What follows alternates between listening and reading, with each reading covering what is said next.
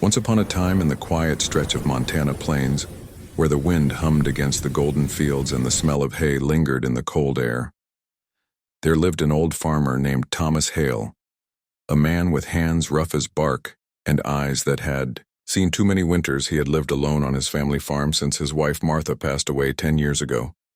His son Luke had gone to the city chasing dreams Thomas could never understand. So it was just him, his cattle, his 2 dogs, Max and Rosie, and the wide-open silence that kept him company.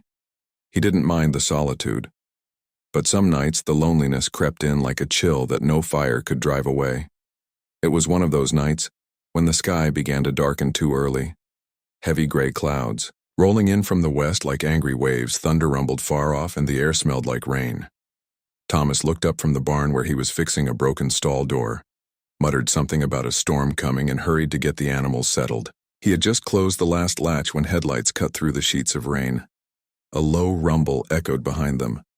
Not thunder this time, but engines, the kind that made the ground tremble.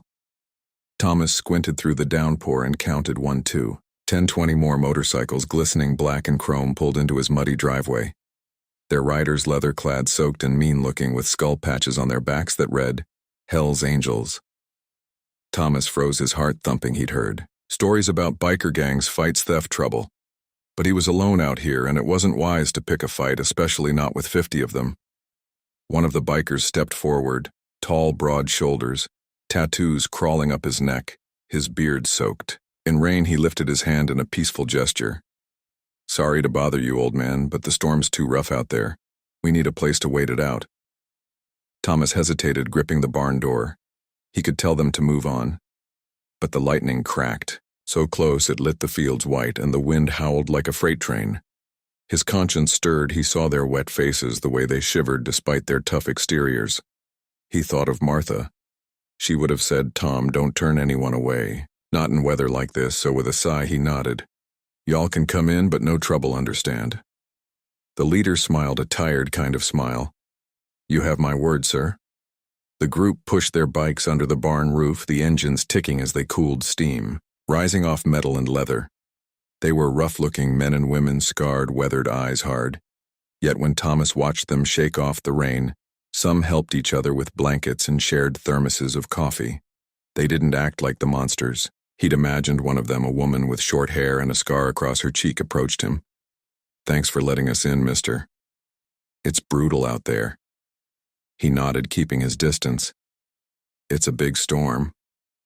She gave him a small smile. "You got a name, Thomas," he said. She stuck out her hand.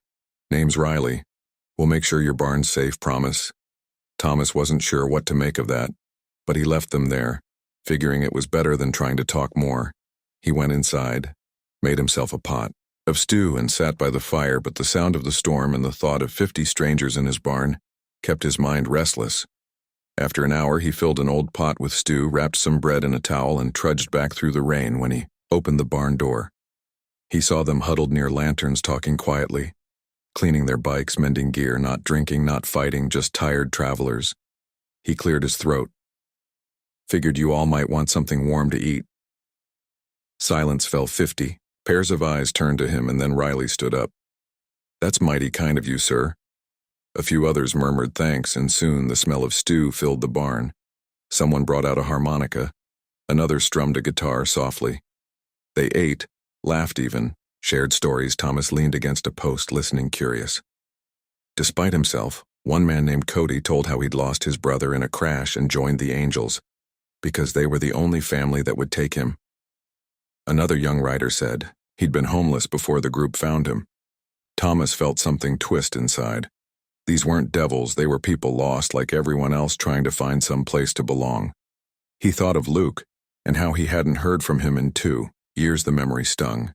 He slipped out quietly into the rain, went back to his house, and sat staring at the framed picture on the mantel. His boy's smile, his wife's gentle eyes. He whispered, "Where'd we go wrong?" Martha. The next morning, the storm had blown itself out. The air smelled of wet earth and pine. The bikers were up early, cleaning the barn, sweeping out mud, fixing the gate they'd broken. One of them even patched the fence. Thomas came out, half expecting them to be gone. But instead, they were packing up their bikes. Riley approached him, holding out a small folded flag. "We wanted to thank you, sir, for your kindness. We don't forget folks like you." Thomas waved his hand off, embarrassed. "No need for that." She smiled. "Still, we owe you one. You ever need anything, you call this number."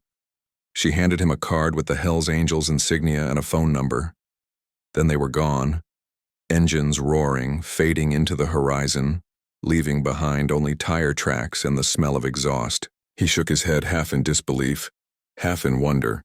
Weeks passed, life returned to normal until one crisp November morning when Thomas was woken by the ringing of his phone. It was the police. His voice trembled as the officer explained there'd been a robbery at a nearby gas station.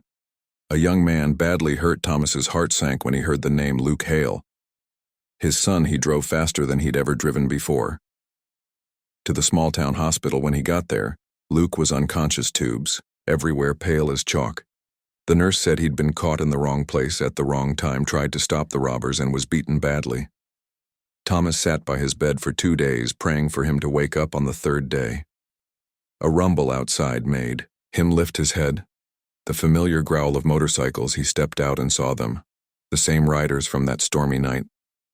50 bikes lined the parking lot. Riley at the front, helmet under her arm. "We heard about your boy," she said quietly. "Thought you might need some family around today." Thomas's throat tightened. They filled the waiting room, brought food, coffee, helped fix the old truck that had broken down outside. They took shifts, keeping watch. Some even donated blood. The nurses stared. In disbelief, word spread through town the Hells Angels were helping a farmer's son by the end of the week. Luke opened his eyes weakly, whispering, "Dad, what's going on?" Thomas gripped his hand, smiling through tears. "Just some friends, son. Some good folks.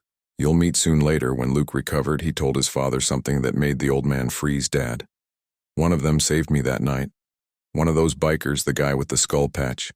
He pulled me out before they ran off. I wouldn't be here if not for him." Thomas felt the world slow down. So that was the shocking truth. The very people the world feared, the same ones he had once hesitated to let in, had already saved his son before he even knew it. From that day on, Thomas kept a framed photo in his living room, 50 bikes lined up outside his barn with the morning sun rising behind them, and below it a note written in bold letters. "Family isn't always blood. Sometimes it's who shows up in the storm." Years later, when Thomas passed away, they came back again, 50 bikes roaring across the plains to say goodbye. The town watched in awe as tough men and women in leather stood silently by his grave, helmets off, heads bowed. They left a wreath shaped like wings and a note that read, "You gave us shelter, old man, we'll ride for you now forever." The wind carried their engines across the fields, echoing like thunder, and somewhere beyond the hills, Thomas Hale's spirit must have smiled, knowing that kindness once given had found its way back to him tenfold.